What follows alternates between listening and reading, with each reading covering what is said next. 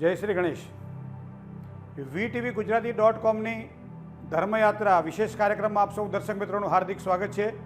હું ડૉક્ટર મહેન્દ્ર પંડ્યા.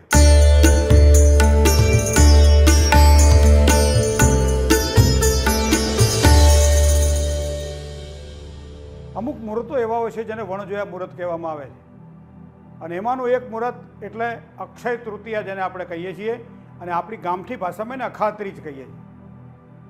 અખાત્રીજનો મહિમા શું છે? ધાર્મિક અને પૌરાણિક અખાત્રીજનું શું મહત્ત્વ છે? અખાત્રીજને શા માટે મહત્ત્વની માનવામાં આવે છે? કોઈ પણ સારા કર્મ કરવા હોય તો અખાત્રીજને શા માટે પ્રાધાન્ય આપવામાં આવે છે? ચાલો જાણીએ આપણે એનો મહિમા.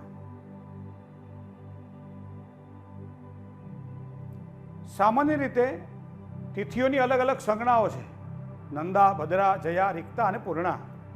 પણ એમાં અક્ષય તૃતીયાની વાત આવતી હોય ત્યારે, અષાઢ સુદ બીજ એટલે અષાઢી બીજની વાત આવતી હોય ત્યારે, મહાસુદ પાંચમની વાત આવતી હોય ત્યારે આ બધા વણજોયા મુહૂર્ત કહેવામાં આવે, જેમાં કોઈ મુહૂર્ત જોવાની જરૂર નહીં, પંચાંગ ખોલવાની જરૂર નહીં. સારા મુહૂર્ત જ ગણાય, કારણ કે આ સમય દરમિયાન કરેલું કર્મ સારી સફળતા અપાવે, અખંડ જેને કહી શકાય એવા ફળની પ્રાપ્તિ કરાવડાવે. સતયુગનો પ્રારંભ એ અખાત્રીજના દિવસે થયેલો એવો શાસ્ત્રમાં ઉલ્લેખ છે. અખાત્રીજને આપણે શા માટે વધારે મહત્ત્વ આપીએ છીએ? અક્ષય જેનો ક્ષય નથી. કળિયુગની અંદર દાંપત્ય જીવનની સુખાકારીની વાત હોય, પારિવારિક પ્રીતિની વાત હોય, ધર્મનો આશ્રયની વાત હોય, વિદ્યાર્થીને સારી સફળતાની વાત હોય, ધંધાદારી ક્ષેત્રમાં નવી દુકાન કરવી હોય, નવી ઓફિસ, નવી ફેક્ટરી કરવી હોય, સારી નોકરી જોઈન્ટ કરવાની હોય, દરેક જગ્યાએ જ્યાં તમારે શુભત્વના ફળની પ્રાપ્તિ જોઈતી હોય ત્યાં હંમેશા સારા મુહૂર્તોનો આપણે આગ્રહ રાખતા હોઈએ, અને એવું એક મુહૂર્ત એટલે અખાત્રીજનું મુહૂર્ત છે. અખાત્રીજના દિવસે પુરાણની કલ્પના તમે કરો, પુરાણની વાતને તમે વાગોળો તો એવા સમયે આપણને બે ત્રણ વસ્તુઓ જોવા મળે છે. એક તો આજના દિવસે માં ભગવતી ભાગીરથી કહેતા ગંગાજીનું અવતરણ થયું પૃથ્વી ઉપર. કારણ એક વખત જ્યારે બલિરાજા યજ્ઞ કરતા હતા, ભગવાન શ્રી વામન ત્યાં પધાર્યા છે, વિરાટ સ્વરૂપના 3 ડગલા માંડ્યા અને એક ડગલું બ્રહ્માંડમાં પહોંચ્યું. બ્રહ્માંડ છેદાયું, બ્રહ્માંડ છેદાયુંમાંથી જળ ઉત્પન્ન થયું. બ્રહ્માજીએ જળ કમંડળમાં ધારણ કર્યું. ભગીરથે પોતાના પૂર્વજોના, સગરાદી પૂર્વજોના ઉદ્ધાર માટે પૃથ્વી ઉપર ગંગાજીના અવતરણ કરવા માટે તપશ્ચર્યા કરી. હવે આ તો ગંગાજી છે જેનો પ્રવાહ એટલો બધો આવે કે કદાચ જો કોઈ ઝીલવાવાળું ન હોય તો એ પૃથ્વીમાંથી સીધી પાતાળમાં જતી રહે. આવી ભગવતી ભાગીરથીનો પ્રવાહ કોણ ઝીલે? અને એવા સમયે ભગવાન શ્રી ભોળાનાથને યાદ કર્યા, પણ આ તો અંગમાં મદથી આભેથી ઉતર્યા અને એના પડતા હતા ધોધમાર પાણી એ જટામાં ગંગાજી સમાણી. ભગવાને પોતાની જટાની અંદર ગંગાજીને સ્થિર કરી દીધા. એક લટ ખોલી અને લટનો જે પ્રવાહ ગંગાજીનો જે વહેતો થયો એ દિવસ એટલે આજની અખાત્રીજનો દિવસ છે. ભગવતી ભાગીરથીનું અવતરણ પૃથ્વી ઉપર અખાત્રીજના દિવસે થયું છે. સતયુગનો પ્રારંભ અખાત્રીજના દિવસે થયો છે. ભગવાનના દશાવતાર છે: મત્સ્યમ, કુર્મમ, વરાહમ ચ, નારસિંહમ ચ, વામનમ, રામ રામમ રામકૃષ્ણમ, બુદ્ધમ કલ્કી નમામ્યહમ. તો એમાં ભગવાન છઠ્ઠો જે અવતાર ભગવાનનો છે પરશુરામનો અવતાર છે, અને પરશુરામનો જન્મોત્સવ પણ અખાત્રીજના દિવસે છે. 7 ચિરંજીવી કહેવામાં આવે છે: અશ્વત્થામા, બલિરાજા, વ્યાસજી, હનુમાનજી, વિભીષણ, કૃપાચાર્ય, પરશુરામ. આ 7 ચિરંજીવી છે. અને 8મા મુનિ માર્કંડેય છે. તો એને દરરોજ આપણે યાદ કરતા હોઈએ છીએ આપણા અખંડ આયુષ્ય માટે. અશ્વત્થામા, બલિર, વ્યાસો, હનુમાંશ્ચ, વિભીષણ, કૃપા પરશુરામશ્ચ, સપતેન્તે ચિરજીવિનઃ, સપતેતાસ સ્મરે નિત્યમ, માર્કંડેય તથાષ્ટમમ, દિવેદ વર્ષ સતન સાગર અપમૃત્યુ વિવર્જિત. અખંડ જેને કહેવાય આયુષ્ય ભોગવી શકાય એવા આ દેવ છે. એમાંથી એક દેવ છે પરશુરામ, જેનો જન્મ પણ અક્ષય તૃતીયા કહેતા અખાત્રીજના દિવસે થયો છે. આવા સુંદર આપણા શાસ્ત્ર અને પુરાણોની અંદર અખાત્રીજનું ખૂબ જ મહત્ત્વ આપવામાં આવે. એમાં ખાસ કરી અને મીનમેષે ગતે સૂર્ય વસંતે પરિકીર્તિતઃ. મીન અને મેષ રાશિમાં જ્યારે સૂર્ય હોય ત્યારે પ્રભુત્વ વધારે ગણાય છે પૃથ્વી ઉપર, અને એટલા માટે એમ કહેવાય છે કે વર્ષનો વચલો દિવસ એટલે અખાત્રીજ, જેમાં મેષ રાશિની અંદર સંક્રાંતિનો સૂર્ય પરિભ્રમણ કરે છે. તો આવા સમયે આવા પુણ્ય અને અમૃતમય દિવસના દિવસે કોઈ પણ વસ્તુ ખરીદવામાં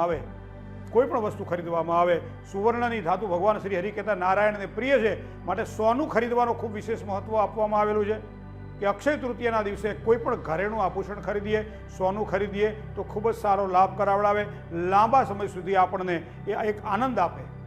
સાથે સાથે ચાંદી ખરીદી શકાય, કોઈ પણ ધાતુ ખરીદી શકાય, સારા વસ્ત્ર ખરીદી શકાય, કોઈ પણ નવી વસ્તુ, વાહન લેવાનું હોય તો અખાત્રીજના દિવસે આપણે લઈ શકાય. નવું મકાન લેવાનું હોય, નવા મકાનની અંદર ઘડો મૂકવાનો હોય તો પણ અખાત્રીજના દિવસે આપણે મૂકી શકીએ છીએ. ઘણી બધી સારી સારી વસ્તુઓ અખાત્રીજના દિવસે આપણે કરતા હોઈએ, એટલા માટે કે અક્ષય તૃતીયા છે. અખાત્રીજ એટલે વણજોયું મુહૂર્ત છે, અને આ દિવસે કોઈ પણ કરેલું કર્મ હંમેશા સારા પરિણામો આપણને પ્રાપ્ત કરાવડાવે છે. હવે આમાં કયો સમય સારો કે જે સમયે કામ કરવાથી સારો લાભ થાય? સામાન્ય રીતે 6 કલાક અને 2 મિનિટે સૂર્યના ઉદયની શરૂઆત થાય છે અખાત્રીજના દિવસે. આખો દિવસ જે છે એ 13 કલાક અને 2 મિનિટનો છે. એ પ્રમાણે જો ધ્યાન રાખવામાં આવે તો સવારમાં 6 વાગ્યાથી 7:30 વાગ્યા સુધી, સવારમાં 7:30થી 9 વાગ્યા સુધી, અને 9 વાગ્યાથી માંડી અને 10:30 સુધી, સવારમાં 6 થી 10:30 સુધીનો સમય છે એ ચલ, લાભ અને અમૃત ચોઘડિયું છે. કોઈ પણ સારું કર્મ કરવું હોય, દસ્તાવેજીય કામકાજ કરવાના હોય, ઘડો મૂકવાનો હોય, કુંભ સ્થાપન કરી ઘરમાં પ્રવેશ કરવાનો હોય, કોઈ પણ પૂજા કરવાની હોય, ત્યારે આ મુહૂર્તને આપણે ધ્યાનમાં રાખવા રહ્યા. કદાચ માનો કે સવારનો સમય છે ચૂકાઈ ગયો, તો આપણે શું ધ્યાન રાખીએ છીએ? અભિજીત ક્યારે છે? અભિજીતને ખૂબ જ મહત્ત્વ આપવામાં આવે. શુદ્ધત્વવાળું અભિજીત જો હોય તો ખૂબ જ સારા પરિણામ આપે. 12 કલાક અને 36 મિનિટથી 1 કલાક ને 3 મિનિટ સુધીનો જે સમય છે એ અભિજીતનો સમય છે, મધ્યાહનનો સમય છે. અને અભિજીતમાં કોઈ પણ તમે કાર્ય જ્યારે આ અખાત્રીજના દિવસે કરો ત્યારે તમને સારી સફળતાની પ્રાપ્તિ થાય. પણ માનો કે આપણે આ મુહૂર્ત પણ ચૂકી ગયા, તો એવા સમયે સાંજે 4 કલાક અને 30 મિનિટથી 6 કલાક સુધીનો જે સમય છે એ પણ શુભત્વને આપવાવાળો સમય છે. તો આટલા સમય દરમિયાન સારા કર્મ કરવા જોઈએ. અખાત્રીજના દિવસે કોઈ પણ સત્કર્મ કશું જ ન થાય તો કોઈ વાંધો નહીં, ન ખરીદી શકાય, બીજી વસ્તુઓ ન હોય, પોઝિશન ન હોય, સુવર્ણ ધાતુ ખરીદવાની, તો પણ એમ કહેવાય છે કંકુ તમે ખરીદીને ઘરમાં રાખો ને તો એ સુવર્ણ જેટલું જ તમને સારા પરિણામ પ્રાપ્ત કરાવડાવે છે. શુભત્વની વાત કરવામાં આવે તો 7 સોપારી તમે ખરીદી શકો છો. શુભત્વની વાત કરવામાં આવે 7 ખારીક તમે ખરીદી શકો છો. શુભત્વની વાત કરવામાં આવે 7 સાકરના ટુકડા તમે ખરીદી શકો છો. શુભત્વની વાત કરવામાં આવે કંકુ અને હળદર તમે ખરીદી શકો છો. શુભત્વને વાળી વાત આવે થોડાક ચોખા અખંડ, જેને કહીએ સામાન્ય રીતે કોઈ પણ વસ્તુ જોઈએ અખંડ જોઈએ, ચોખા પણ અખંડ લેવાના. તો એવા સમયે સારા ક્વોલિટીવાળા ચોખા એની 7 વર્ષ સરસ મજાની વાળી અને તમે લાવી શકો છો. અને આ પ્રમાણે જે કંઈ ઘર લાવ્યા હોય એ વસ્તુની વ્યવસ્થિત રીતે કરી નાળાછડી બાંધી અને ઘરની તિજોરીમાં મૂકી શકો છો. મિત્રો, આ ઘણી બધી વાતો છે અક્ષય તૃતીયાની, પણ જેટલું કરી શકાય એટલું તો કરવું જોઈએ. કારણ કે અક્ષય તૃતીયા 12 મહિનામાં ખાલી એક જ વખત આવે છે, પણ એવી તિથિ છે સારી કે એ દિવસે કરેલું તમામ પ્રકારનું કર્મ સારી સફળતા પ્રદાન કરે છે. VTV ગુજરાતીની આ ધર્મયાત્રામાં અખાત્રીજ વિશે આપણે જાણ્યું. ફરીથી પાછા નવા વિષયો સાથે ફરીથી મળશું. મને ડૉક્ટર મહેન્દ્ર પંડ્યાને રજા આપશો. સૌ સ્નેહી મિત્રોને જય ગણેશ.